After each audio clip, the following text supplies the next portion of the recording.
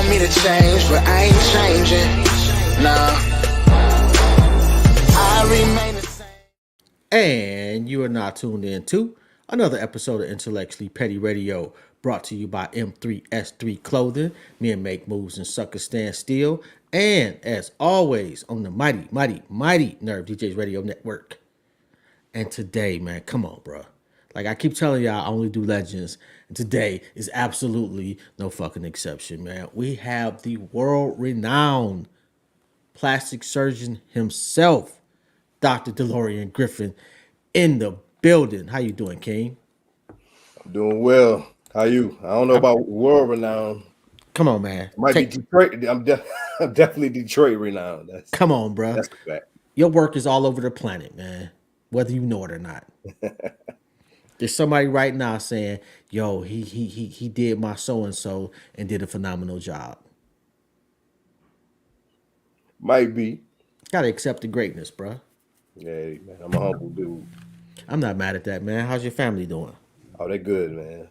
I just saw my wife tuned in just now. Shout out to your queen, man. Yeah. Gotta love that support. All right, so where do we start, man? Take us back to high school. Was you dreaming about being a plastic surgeon? Yeah, man. I actually from Detroit, but I went to high school in Maryland. Was I dream about being a plastic surgeon back then? Absolutely not. I was happy to be getting out of high school. I mean, if you had followed my page, then you know that I had a kind of a rough childhood, a few run-ins with the law that I had to overcome before I got on this path. But I had aspirations. It's funny because I had been in a medically, what do you call that? Medical skills program at the end of high school, where I kind of got more interested in medicine. Mm-hmm. Before I went to college. And so, what was it about medicine? What was it about medicine? I didn't do well in high school. If you follow me, you saw I graduated a 2.12 grade point average. But the few areas that I did well in were the sciences and the biological sciences in particular. So, I had aspirations of, we all say we want to be a ball player, a rapper. For whatever reason, I said, I wanted to be a doctor. And I just put it out there. My estranged father was a surgeon here in Detroit. At that time, I had never met him, but I knew he was a big time. He wasn't a plastic surgeon; he was a general surgeon. Okay, right. So I kind of built this kind of chip on my shoulder and wanted to become what he became in order to, at one point throw it in his face for him throwing me away. Yo, I've never met my father, man, and I'll be 52 the end of this month. And if he called me tomorrow and said, "Let's meet," I'd be there. What would you say to him? I hate to turn this in, the interview around, but what would you say to him? No, bro. Say what you want to say. What would I say? Honestly, I'd want to know why. And I'm not mad at you. I know, like this is the one point of contention I had with my mom's. She did nothing to help me meet my pops. Yeah. Mine didn't either, but she was protecting me, and she was right in a lot of ways. I know a lot of mothers, not to get off topic, but a lot of mothers will purposefully, use their kids as pawns and will deny access. But my father never wanted to see me, and she knew that. And she was protecting me. She was doing the right thing. Okay. Okay, so you graduate, average student, not a, you know what, I won't say. Great intelligence, average work ethic in high school. Because you got, you got to be fucking smart, man, to be a fucking doctor, bro. Like work ethic is only going to take you so far in some fields, and you got to actually have some real intelligence to be a physician. This is true. I didn't apply myself in college. I told myself, I was a great test taker. I actually got top 10% on my SATs at the time, and I was fortunate enough to be able to matriculate into FAMU. Shout out to the HBCUs. And it originally started off an art major. I was a graphic arts major, but didn't see myself doing that long term. Hmm. Again, I had my roommate was a biology major. I'm like, man, I should be doing this. And I changed my major. Much to the dismay of my mother, she had a full scholarship, and I gave it up to pursue my dreams. And I think she's okay with it now. But I say that to say that I followed my true path, and that was put myself on the path to become a physician. I didn't know what type at the time, or if Hmm. I had the capabilities of becoming one, but I can't tell you enough how much going to that HBCU changed my trajectory in life, and seeing people that look like me succeeding and being, black excellence left and Hmm. right. So from there, what do? You take the MCAT, which is the Hmm. exam, the entrance exam. It's a lot different today. I don't know if it's harder or, more easy when I took it, but it was a hard exam, 8 hours. I took it twice, did a little better, but gave me um gave me that boost that I needed. And I did well in my classes that, so I graduated with a 3.5. And Oh, was fortunate enough to matriculate back home to Detroit and go to Wayne State School of Medicine. yo, which is an underrated school of medicine, if you ask me. Oh, very underrated. You oh, very underrated. You see everything. When I tell you that being in the city of Detroit and practicing medicine in the heart of the city, Oh, you see everything. You can go to Iraq and practice medicine. yo. I So tell you. where did you intern at? Oh, so I stayed at Detroit Medical Center. I did my internship there in general surgery. So if you don't know, there's several pathways to become a plastic surgeon. You could do general surgery, Hmm. which you do 5 years, and then you go do a fellowship in plastic surgery, or you can go straight into plastic surgery. I chose to go the route of general surgery because a it wasn't an easier path, but it was a path that led to that was that kind of gave you more structure in terms of going to that next level, because you could now become a full-fledged surgeon, Hmm. run a service, and then go into plastic surgery. So you got more experience that way. I feel you. Um, and it added a couple years, but they went by fast. So I wound up staying and landing a fellowship in plastic surgery, also at the DMC, and the rest was history after that. Okay, so what year are you when you actually get to do to perform a surgery, and what was it like your first surgery? So in residency, in general surgery residency, you're pretty much on your own your fourth and fifth years of residency, even though you're still technically working under other doctors, but you can work independently. Yeah. And a lot of people don't know that, and they may not like it, but yeah, a lot of times you do have residents doing doing your surgery. But you're still under supervision. After I came out, it was funny because I completed 8 years of total of training, 12 if you include medical school. Hmm. And the first surgery I did was a small little skin graft, and it was scary. It was real scary. It was scary because it's you now, and there's nobody that you can call. I mean, you can call people, but really it's on you. You're the Yeah. you're the responsible party for this patient who's under anesthesia and that you're taking care of. And so I was shaking in my boots. But from there, you do more surgery, you get more confident. You remember those principles that you learned in residency, and you just take it from there and just build upon it. And that was 9 years ago when I started going into doing my own surgeries. I've been in practice for 9 years. Been in private practice. This is my third year. Yo, that had to be a scary transition. A little bit, but again, is it a scary transition for the quarterback who's taking his first NFL snap, even though he took a bunch in college?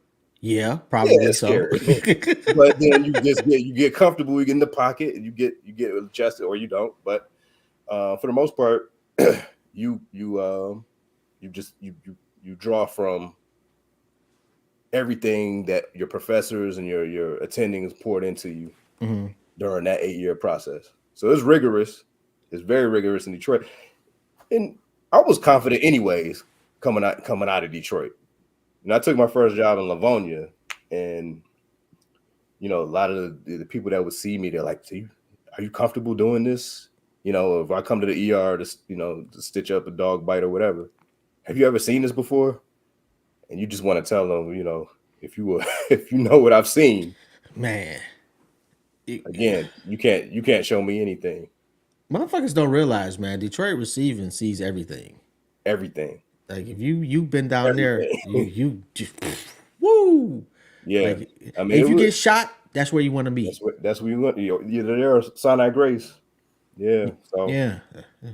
yeah, it was a knife and gun club and burn club and hammer to the face club and everything, stomped in the neck club. You How, see some how crazy stuff. how do you prevent the God complex? Oh, well, here's what I tell people. Um, you can't have you got to be wary of surgeons that have a God complex, because the profession itself will humble you. Hmm. You could do everything right as a surgeon, as a doctor, period, and things still go wrong. It's inevitable. And so you got to be able to deal with that. And if you thinking you're high and mighty and thinking nothing can happen to you, thinking you're invincible, you will be humbled. And the people that ignore that, and Hmm. they become, it's just those different personality types. But I've never been that guy anyways, because again, I'm blessed to be here in the first place given my circumstances. Okay. So, there are people that, of course, people think I'm arrogant. Oh, he thinks he's hot, puffed, chest puffed out. There's a fine line between confidence and arrogance. What I realized, man, because I grew up in Detroit, is what you don't realize how people perceive Detroiters until you move away. Exactly. And then y'all Exactly. niggas is arrogant. Y'all think y'all Yeah. is shit. And what It's I the have chip. It's tried to the chip explain on the to shoulder. people, When yeah. when you've been told you ain't shit your whole life, and you become the shit, you gonna have that chip.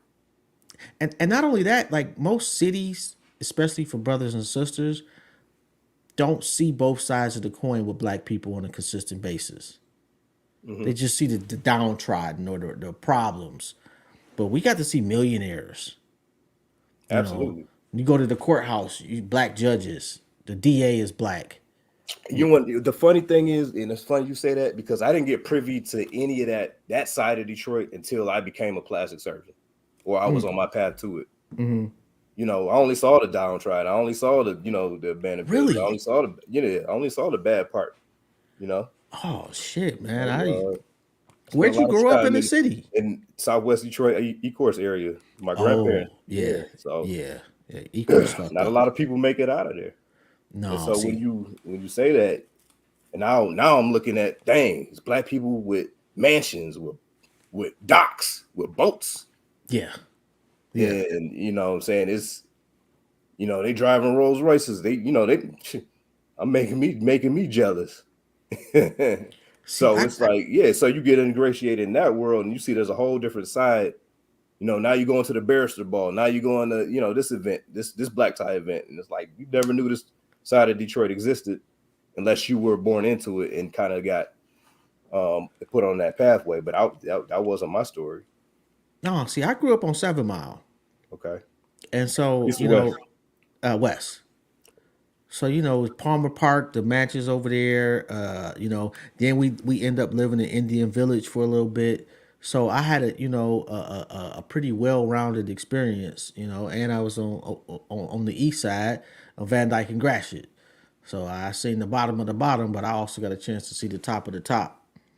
Yeah, yeah. I didn't take a trip to Palmer Woods, and probably until I was in medical school, and I'm like, wow, this has been there the whole time. I Yo, mean, so you think it's If you go a few blocks away, What's the flyest shit you've been able to do just for yourself? flyest thing I've been able to do, jump out of an airplane over Dubai. That's it'll get much flyer than that. Yeah, I'm not doing that, bro. I'm scared of flying, scared of heights. That's I'm the fucking dope. adventurous type. I'm the Oh, type that says if somebody else has done it and done it safely, I can do it too. that's So, crazy. All right. um, yeah, my 40th, we went to Seychelles and went on this the East Africa yacht tour. Oh my God, that was the best trip I've ever been on. Yeah. That's dope, bro. All right, so let's get down to the nuts and bolts of plastic surgery. How many surgeries do you perform? In what time period? Just from since you been in private practice? I can't count them. No, not necessarily. Let me rephrase that. Not how many, but how many types of surgeries, like BBLs, liposuction, Okay, etc. got you. I say my most common procedure is probably the tummy tuck. Number two would be either breast reduction or breast lift. Um, I think three would be a close three would be BBL. Yeah. Um, and it's how many? If I had to guess how many I do in let's see, I'd probably perform surgery 7 times a week, depending on how many, what the availability is. You extrapolate that over, it's a lot of surgery for me. But I don't overextend myself either. What's the process for a BBL? Like, okay, young lady comes in tomorrow for a consultation. What's the steps that transpire after that? Well, BBL is interesting because it gets the most flack out of every procedure that we do as plastic surgeons. BBL gets the most. It's the most notorious, most infamous, most controversial that we do. At one point, it had the highest death rate. It probably does still, but it's all about the technique. So for me, I think BBLs get a bad rap because you see so many bad BBLs, and BBLs, they're tough because you don't have as much control as a surgeon as you think. But for me, I like to keep the results natural. To get to your question, what's the process? You see the patient, you see what they're working with, you see what their skin quality is like, you see what their fat quality is like, you see if the results that they want. A lot of times they'll come to you with wish pictures, and you got to sometimes give them a dose of reality and say, well, this is not your body type and you're not going to get these results. And so you have to see what you can achieve with that particular patient, based on their anatomy. And so we do that, and it's about how much fat you can get from them. A lot of these ladies are on the slimmer side, and it's hard to get fat from them. So you can you do a skinny BBL on them. Sometimes you wind up throwing away fat because you get too much fat, and you don't want to. One thing you don't want to do is just overdo it, and that's where you get the ant booties and the and this, that, and the third. Looking like a box Chevy. Yeah. Who do you say no? Oh yeah. Yeah. So the patients that you say no to are the ones that A, have medical reasons, and B, have psychological reasons for not being good candidates for surgery. But in the medical reasons, your BMI is high, or you got uncontrolled diabetes, hypertension, you're just not a good medical candidate for some elective surgery. You got to weed those patients out, get them under control. Smokers, I turn away all smokers. You can't. That's the deal breaker right there. Really? Work with, yeah. Smoking causes. Think about it. You can quit smoking, but it does so much damage to everything that relates to surgery. Tears your lungs up. It causes vasoconstriction, so it clamps down your vessels that provides the nutrients to the tissue that you're operating on. So you get higher rates of necrosis, higher rates. A lot of bad things happen with smoking. So I make them quit 3 weeks ahead of time, and then 3 weeks after. And Okay, so most of the time they stay off the cigarettes. But yeah, those are the patients. So the other category is the psychological reasons, and a lot of these patients have body dysmorphia.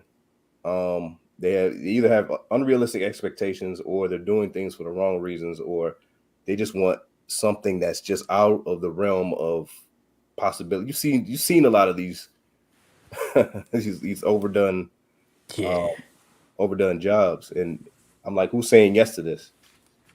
Because for me, I have to have some type of meeting of the minds and saying, this is my work and this is what I'm putting out as a product. Um, it has to be realistic. The best plastic surgery is a type of surgery that you can't tell happened in the first place unless you knew that person beforehand. Do you ever you go? I know doctors go to conferences all the time. Do you meet these doctors that don't say no? And is there like is there a conversation had about that? So, the plastic surgery world is very interesting. Um, the short answer is yes, but you don't meet a lot of them, because those real eccentric guys that do this kind of crazy work, they don't go to the conference. They're just kind of they're kind of loose cannons that do their own thing in their own clinic or whatever have you. Hmm. But you do meet some of them, because you go to the conferences and you see a lot of like, I've seen a few patients from the show Botched at the conferences stopping for doctors. The precarious predicament that a lot of, especially in the private practice world, surgeons are faced with is that we got to pay our bills, right? Right, And so when a lot of these patients coming around dangling money in front of your face, you're inclined to take it because you got to keep the lights on, right? right. Um, I my integrity won't allow some of these patients, and it's a tough situation to be in. So I had, it's not trashing any particular plastic surgeon. We all we all fall short sometimes. If somebody fixing my work too, I will be the first to admit that. You know, Is I'm that humble enough to admit that. that's gotta fuck with But your ego though? but you learn from it and you move on. You do better next time, and that's the reality of it. And that's where the lack of God complex comes from. Yeah, because I've been a nurse for like 3 decades plus, so I've seen a lot of doctors over the years, and some like there's no accountability. And it's Yeah, it's not them that's the problem. It is the machine that supports that lack of accountability. that's true. That's true. That's where the checks and balances.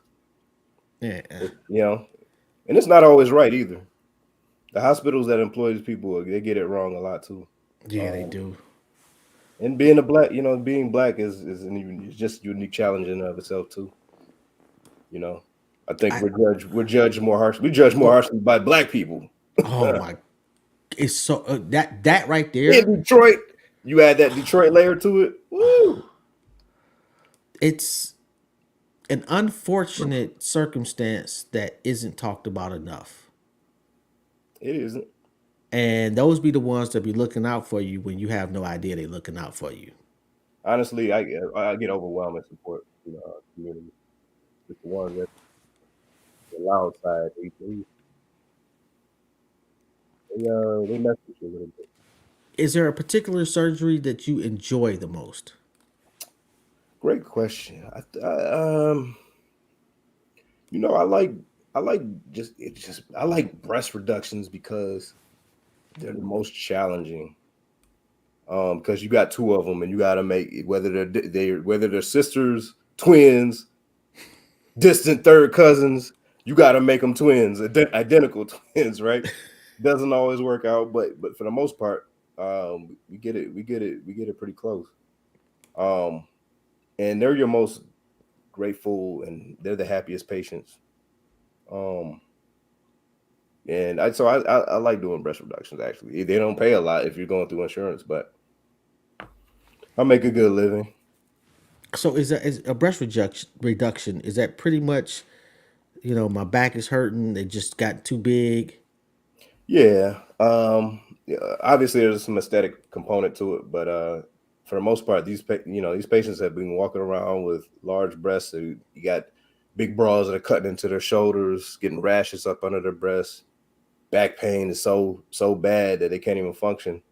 And they want to, patients want to work out, lose weight, and the breasts are flapping in the wind and preventing that. That's why I say your breast reduction patients are they're some of the happiest patients that you'll ever have. Yo, Um, and the price of so bras is ridiculous. hey man, and then you got to throw them out once you get the breast reduction, get some more. Oh my god, and I can't even imagine like the chicks with the F's and G's. Oh man, and I tell you what, you sit there and you spend a lot of time reducing those breasts, but man, it's just at the end of the day, you it's rewarding. It's rewarding seeing how it changes their lives. Again, so that's medically necessary. I do take insurance for that. Hmm.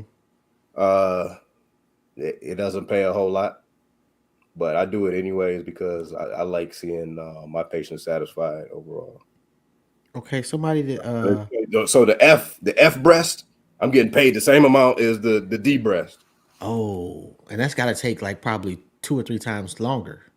Sometimes, What's the yeah. longest time you've been on your feet in the surgery? Oh,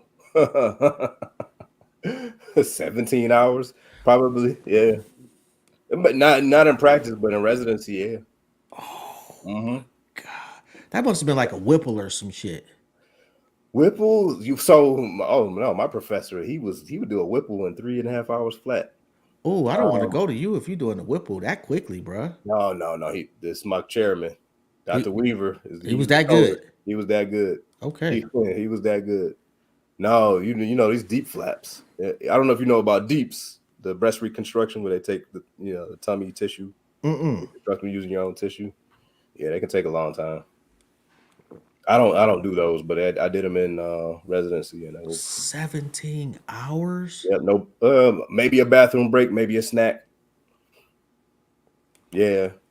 Yo, how do your hands not lock up? Oh man. Uh, I don't know. I've been blessed. I had some hand issues. But the biggest problem is the back. The bending and the twisting is the back problems. I Oh, had a herniated disc from operating. I'm a tall guy, so I'm 6'4", and so a lot of times everybody that I'm operating with is down here. yeah. I found myself hunching down, and I wound up herniating my disc. I had to, luckily I didn't need surgery. I went to physical therapy and it popped back in. But I was like, after that, you got to come up to me. I don't care if you got to get on 2, 3 foot stools. Yeah. But I tell people all the time, surgery is a sport. It takes a toll on you. It beats you up physically, mentally. You're exhausted. Don't get to eat. Don't get to see your family. A lot of times, don't get to interact with the outside world. Can't even go on vacation a lot of times because you got to take care of your patients after they had surgery. So I have a don't major think we surgery. appreciate that enough. Yeah, man. It's rough. And I've had surgery. I had heart surgery in 2020. Oh wow.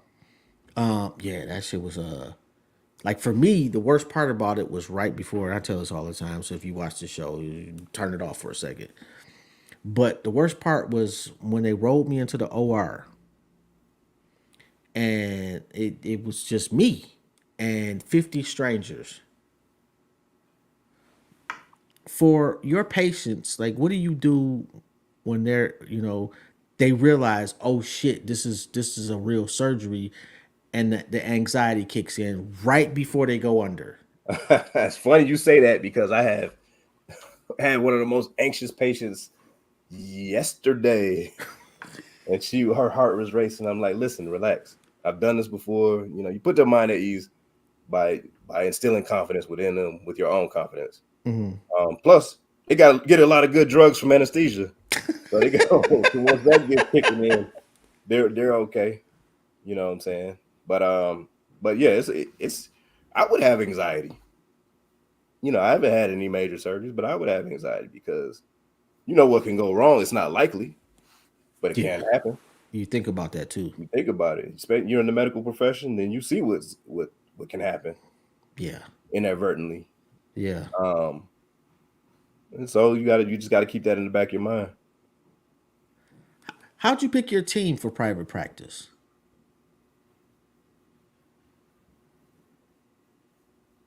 I'm sorry, we froze up a little bit. You with me? Yeah, could you see me? Yeah, I can. Okay. How'd you pick your team for private practice? Oh, okay. So I mean, so I worked at the hospital. I won't name the hospital, but you know, because I still work there from time to time.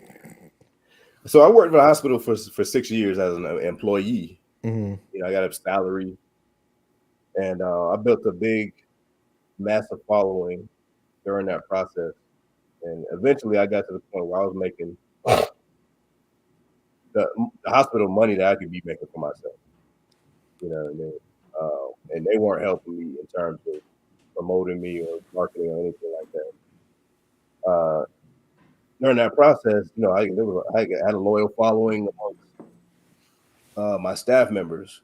So, you know, I took my scheduler when I left the hospital. She quit too. She's like, I'm rolling with you. And then I had, you know, I just other people got on board. You know, we put out ads in the paper and saw who was a good fit. And we actually hired my office manager's daughters too, and they worked out. Mm-hmm. Daughters and you know their friends, and they're kind of loyal. But you know, my patients were loyal too because once I left the hospital, they said we rolling with you too. But we're not staying and going with another doctor. That speaks volumes about you, bruh. Hey man, you know, because I'm loyal. You know, I'm loyal to to my the people around me as well. You know, if you put me on, I'm gonna put you on. I'm that type of guy. Yo, that's fucking dope. I first off, I ain't smart enough to be no damn doctor. I'm I smart don't enough have to to, be a nurse. well, That's you know what? Let me I don't have a discipline. it took a lot. Yeah. It was a lot of sacrifice. Yeah, I Because people see the sacrifice. glitz and the glamour at the end of the road. That you know, you see me, screwing around. Where did we meet at? What was the name of Oh, that place? Cambria. Yeah, the Cambry Hotel. So, you know, people see me at events. You know, see my wife all dolled up and whatnot. But it was a long road to get to that point. You Man, know, niggas don't know, man. Interns, right, like a first year resident makes 14, 40 $15. a little low at the time. I probably my salary was probably 42,000 my intern year. And that's When working 80 when you're hours a forced to pay week. your student loans, that puts you under the poverty line.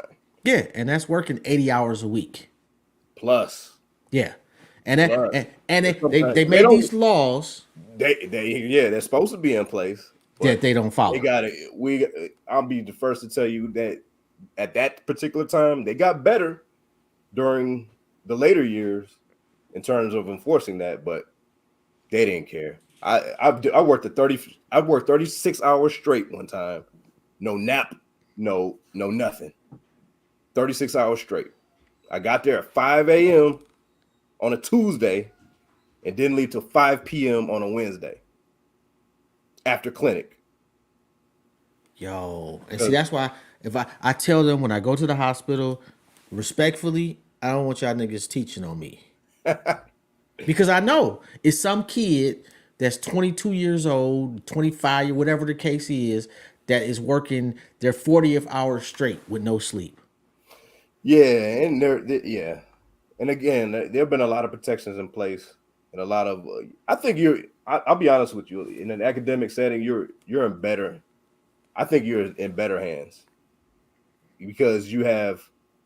Yeah, the residents are young; they don't know anything, and so and some of them might be tired, but there's also a lot of backup. You know what I mean? There are a lot of checks and balances. There's somebody to fall back on, especially in like so Detroit receiving. You got residents. You got the first year, the second year, the fourth year, all on call at the same time, and then they can always call somebody above them. Yeah. And plus, they got the experience.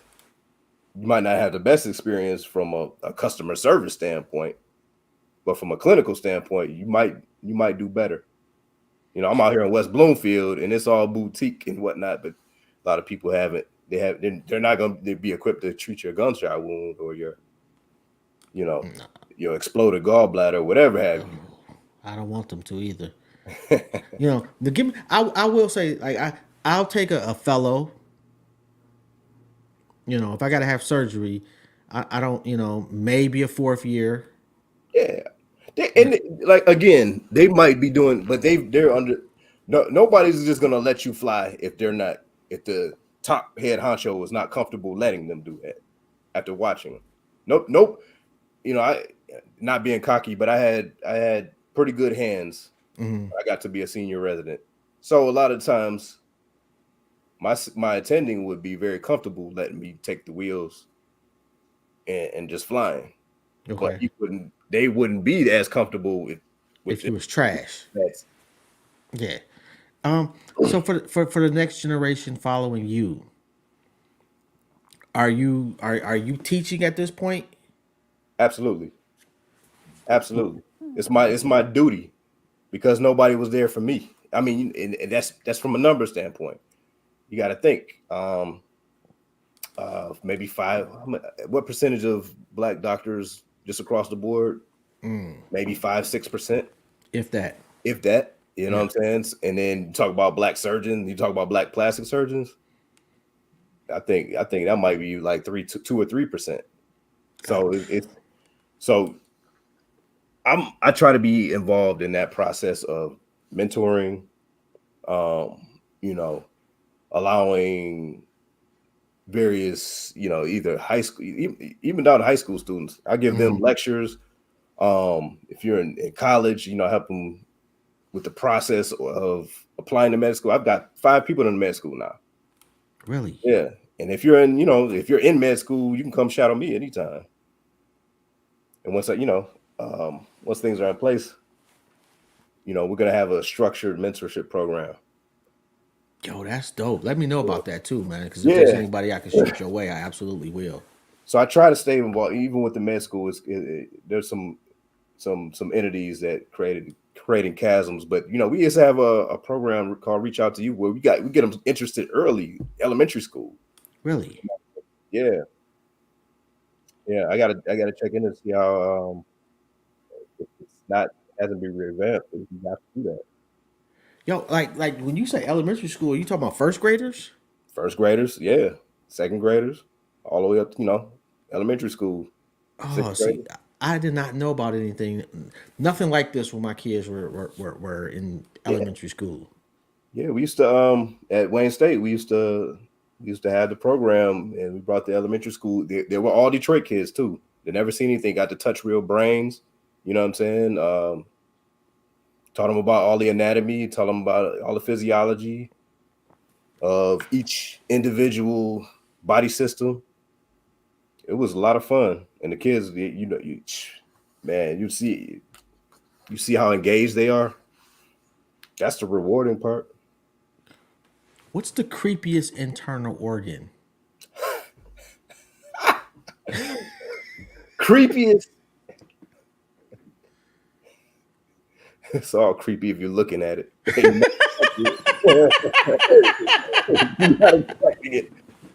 Oh man. Would I say the colon? I don't know, because that's where the shit is I formulated. could never understand colorectal doctors. Like, what Yeah, about you says I want to play in shit for the rest of my career? Oh, I just couldn't do it. yeah, man. That's it's yeah. I'm glad I'm not doing that anymore. I stay above I stay in the skin and fat level.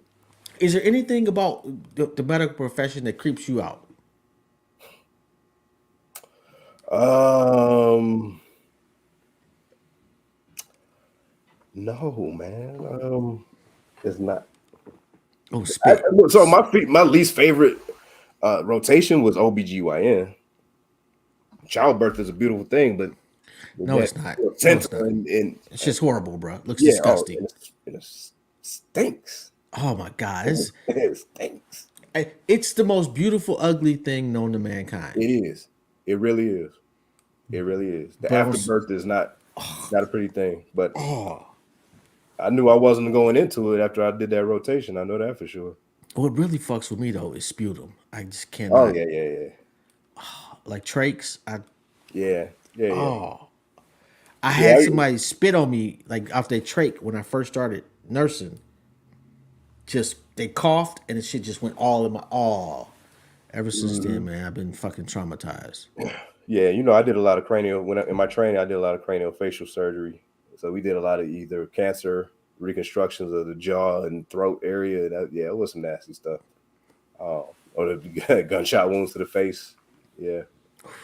Speaking of that, do you remember the face transplant lady? hmm Yeah, the guy that performed the very first one gave us a lecture in Miami a few years ago. That was one of the most interesting. Now you talk about long surgeries, 17 hours. That was a 45-hour surgery. I actually and I can say this because she was on Oprah, but I met her. hmm Very, very just beautiful soul This is that the one that had got the chimpanzee tore her face off. Or actually it wasn't her, although they were both at the same spot.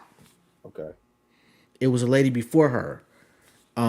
And they were kind of I know it was like it wasn't too much time frame between. And the only reason I'm discussing this because both of them made it public knowledge on their own. oh of course, yeah, But the first lady, she was just a really man, one of the nicest people I've ever met in my life. And but I guess my question is that ability to do a face transplant a good thing for humanity or a bad thing? Well, they're getting better and better at doing. They're getting better on all facets of transplantation. So even the anti-rejection medications are better and better. And to give a lot of these patients, because the vast majority of them are going to be, patients that were on the battlefield and had IED or something like that blow up in their face, and they have no structure, no bony structure, no face. They've just completely, no nose, maybe no mouth, and you got to reconstruct all of that. And if you look at the continuum of the initial that lady and what they're doing now, it's amazing. I mean, it's just like they're reconstructing the bony structure, soft tissue, muscle, nerves have to be coapted, and you have to anastomose the vessels. So you have to have vascular, you have to have plastic surgeons involved, you have to have a lot of people involved. But the advancements that they've made in the facial transplant surgery realm, and I have to show you some pictures, it just blows you away. I could never do it. That's the But scary part though. Like what happens when Pablo Escobar wants one? he won't come to the United States and get it. He'll be in Ecuador or somewhere, you know what I'm saying? And the funny thing is where do you think, I'm gonna ask you a question. Where do you think the highest paid plastic surgeons are Oh, in America? definitely not here. It's Uh, probably south of the border somewhere. the border in America. In Oh, America. where the Border highest paid? town. Border Oh, town. El Paso, Texas. yep. Why? I get you. Yeah. They're reconstructing the faces of these cartel members and they're paying cash. Exactly. And at some point, like I'm certain that there's some of them that are flying to whomever to get that done. Yeah. It's like I said, this plastic surgery world, you learn a lot. It's an interesting world. It's a lot of fun. Okay, Teresa wants to know about tummy tucks. Hi, Teresa. What can I tell you? I guess what the procedure is, what she would, I don't know if it's her personally, but just what one would need if they wanted to get a tummy tuck, and how much can you tuck? Um, so so the tummy tuck. So the tummy tuck has three components to it. Three major components, maybe four if you count the liposuction. Um, One is the overhang that you have. You have an apron. You're probably a good, better candidate for tummy tuck than for liposuction. Um, so you get rid of the apron. One, two, the muscle repair is the second most paramount um, part of the surgery because a lot of women have had childbirth. They've separated their muscles, and you got to repair it. And that's the vast majority of women have some degree of separation. I've seen some massive, what we call diastasis recti. You got to repair those muscles and bring it back to the midline. Third component would be the belly button reconstruction. A lot of surgeons really underestimate the importance of that. And my motto, if you follow me, is real belly buttons matter. So my technique is trying to make the belly button look as realistic as possible. I'll be Okay. dropping a video soon to show you a few things, how it should look, how not so good work looks. Belly Okay. button shouldn't look like a slit or a circle.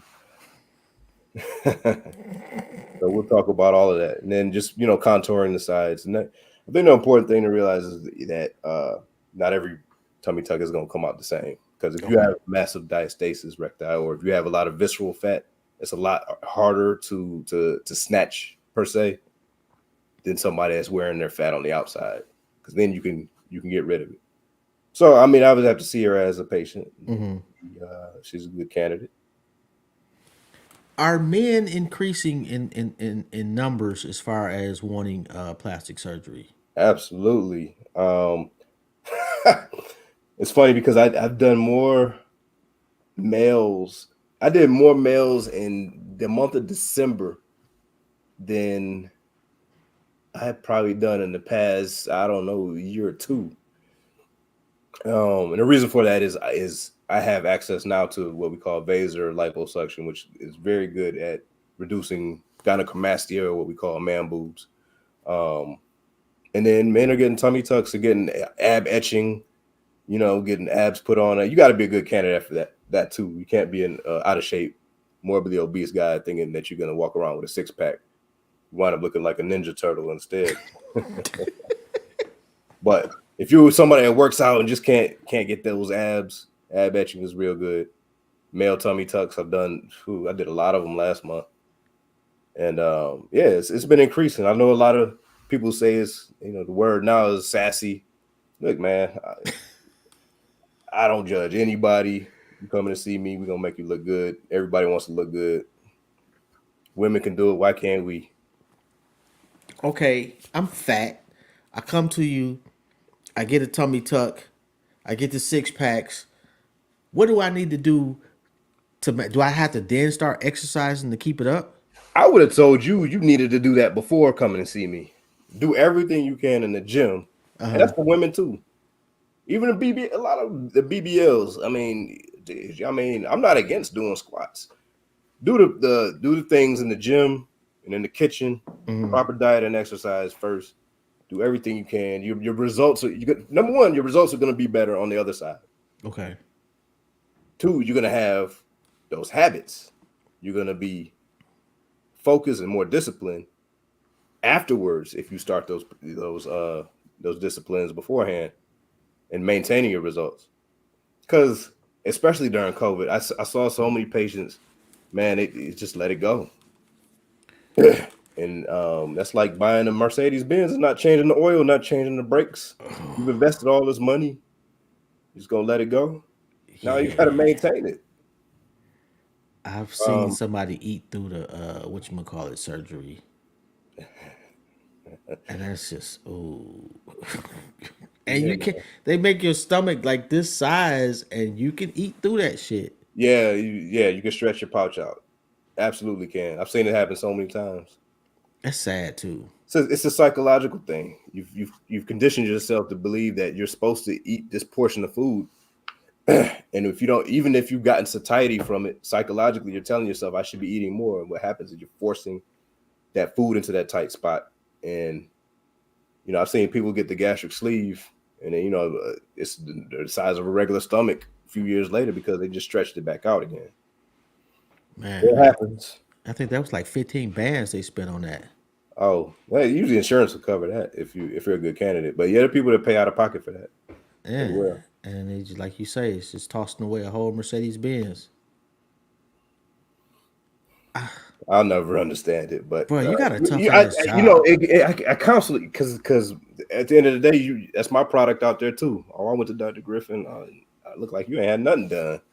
I ain't going to him. So I'm just curious, have you ever just seen somebody out in public that you did and you like, bro, what the fuck? Yeah. Yeah. Because let's face it, this is Detroit, right? When I saw you that night, I had 5 patients in the same room. Coincidentally, I didn't know they were going to be there, but I run into my patients all the time. I ran into one in the gym that I just did surgery on. I tell her to put the weights down. It's too early. Is it awkward? Not anymore. I'm used to it now. It's awkward for the patient sometimes. But if you're worried about seeing me in public, just don't come to see me at all, because you're gonna see me in public. I'll be at the Lions game on Sunday. Oh, matter of fact, go Lions too. Go Lions. Oh my God. Yo, so I mean, you've been doing it for a long time now, so your family is used to it. But it doesn't bother your wife that some random chick comes out, oh, he did my titties, I'm so glad. No, man. My wife is very secure. She's she as long as you don't cross the line and get disrespectful, a lot of times women will consult with her before coming to see me and say, is it okay for me to see him as a consultation out of respect? Okay. Very rarely does somebody cross the line, and but no, I gotta tell you, she's very secure. She's very supportive. She's been through this whole process with me. We had 2 kids when I was in residency. So she's seen the rough side of the mountain, and now I would say she's reaping the benefits of the easy life now. Life is good now. Life is pretty good. I mean, you earned it though, bro. Say what? I said you earned it. Yeah. And if nobody tells you today, man, I'm proud of you. Hey, man, I appreciate that. I love to see, especially the younger brothers, man, out here doing the damn thing. Yeah, we just getting started too. I got my eye on the building. Really? Yeah. We'll see if we can make it happen. Multi-million-dollar deal. Stay tuned. Okay. What's the plan? Oh, my own surgery center, and that's just gonna be the first one. We're gonna branch out from there. Oh man, I'm in Cleveland. This would be a perfect spot. Yeah, I mean, there's guys that mastered that whole. This guy Michael Jones. I guess he got what's he Who? I'm Lexington sorry. surgery. I had to say that, man. I'm sorry. Oh, I'm slow. I tried calling Mike Jones number one time and he said, "Who? Mike Jones?" Yeah, it was him for real. That cell phone number was for real. But some of these guys, they mastered the game of the business side of plastic surgery, and that's what I'm focused on now. You learn the technical aspects, and then you get into the business side, and then that's where it really becomes lucrative. And you don't have to work as hard. I'm working my ass off now. Yeah, well, you asked for it. I did. I signed up for this. I totally signed up for this. Can't complain. What your kids think? My daughter, 14, she knows, because she was through the whole process. I was in the trenches. I was second-year resident in the ER when she was born. A third year. But either way it goes, she ain't seen me for the first couple of years. And I came home and like, who the hell is this? You ain't my daddy. But they've never not seen you be a doctor. Right. But my son I was on the tail end, and he was he's kind of oblivious. They're just living the, you know, they just look at me like daddy. Nobody really special. You know what Oh, I'm saying? And that's okay. oh, they know My daughter they asked me know to, pops is she, special. well, my daughter was like, all right, she asked if I was famous. I'm like, I'm Detroit famous. Ain't famous. Is that a goal? No. What do they say? I don't want to drop too many cuss words, but F the fame, give me the money. So if I come to you and say I want to do a show on plastic surgery and I want you to be the star, I'll do it. I'll do it. And then I've been approached by several entities about that, but it has to be under my terms. None of that okay, messy married to medicine type stuff. All right, I can't do that because that'll only hurt my career. yeah. A little messy, catty pettiness. I know your show is called Intellectually Petty, but I can't do the pettiness on TV. Well, I try not to get involved in no drama. I don't, you know, Ah, man, I I'm just low drama, man. You know, people bring me in the drama. yeah. Ooh, I try to stay away from that, man. I just like having dope conversations with dope people. yeah, man. I'm too laid back for that. I just let people talk a lot of times. Do Yeah, my thing. you're gonna need some drama, man, if they're gonna put you on TV. I know, and that's what I'm not willing to do. You know what? I take that back because the lady that pops the pimples, she don't be having no drama. Yeah, so that's what I'm saying. If you 1 second,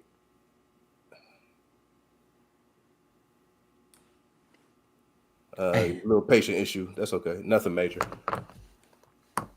some Yeah, live doctor shit going on right now. I said it never stops, but I signed up for it, right? So yeah, like Dr. Pimple Pop or something like that. Yeah, I mean, you know, just showing the surgery, showing just the positive aspects of the, you know, or the negative. Just but none of that drama, none of that cattiness. Can't have it. It does nothing for your practice.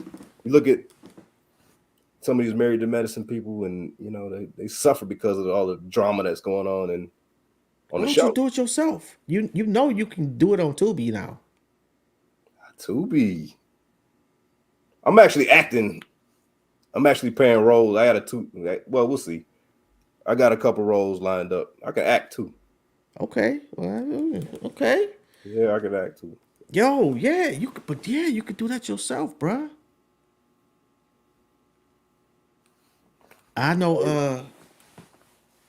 There's a couple of Oh, Detroit is killing Tubi right now. Detroit is killing Tubi. I see Tubi. I mean, I'm friends with a lot of friends with a lot of Tubi actors, producers, directors. Yeah, they're doing their Yeah, thing for sure. yeah, and you can do it exactly how you want to do it. Yeah, we And talked about it. yeah, yo, if there's anything, I'm sure there's nothing I possibly could do. But if there is, bruh, let me know. I got you. You know, if people want to get in touch with you, they want to use your services. How they go about doing that? I am in West Bloomfield. Currently, I'm in the Beaumont West Bloomfield building, Orchard Lake, and Maple. Um, on IG, you can find me Griffin underscore plastic underscore surgery. You got to type out the whole thing. I don't know what's up with IG. They be hating, but and my office number is 248-557-7788. Give us a call. I know it's tough getting through sometimes, but we'll get back to you. We promise. Yo, man, I just want to, I truly, truly want to thank you, man, for coming on the show. Definitely an honor, man. And shout out to Mikey. Yeah, Uh, Mike X. Yeah, man. I met him at the Godfrey Hotel, and yeah, man, we're gonna be doing some things hopefully together too. oh man, Mikey is my guy, man. Yeah, He hips me to a lot of shit, man. It's like really, really dope individual that puts a lot of dope individuals in the same space. yeah. I love how it comes. You know, when the positive side. I love when everything comes together. You know, we talk about Detroit and how Detroit is. We hate on each other and whatnot, but for the most part, it's a lot of cohesivity too. Yeah, You know, we the come hate together. just sells. Yeah, Niggas don't want to see black folks like just interacting on a positive note. Right. You know. Right. But it's happening. Whether it happens in front of the camera, behind the camera, it doesn't matter. Yeah, I'm Go definitely collab. looking forward to the next one. Absolutely. You know. On that note, man, I'm gonna let you go. I know you got shit to do. And shout out to all your patients. Shout out to the hard work you done put in. Um, and I wish Shout you out to my nothing but patients success, too. bruh. Man, I appreciate it. Man. Let's You get know. up soon. No doubt, man. Hit me up. All right. All right, I'll holler at you, bro. Have a good one. All right. You do the same. Oh, yo, and I definitely gotta thank everybody for tuning in. Yo, if you know anybody you want to get some work done, please reach out to Dr. Griffin. It doesn't get no better than him, man. You trust me on that one. I definitely appreciate y'all for tuning in. Don't forget to like, subscribe, and share the whole nine. Blah blah blah blah blah. Y'all already know this has been Jobs from another Intellectually Petty Radio. Another episode tomorrow. We will be back at 5 o'clock. And we will be discussing sexual assault at 5 o'clock, and then at 7 o'clock we got P Dot coming on. And we're gonna talk some hip hop. Anyway, on that note, man, y'all already know, man.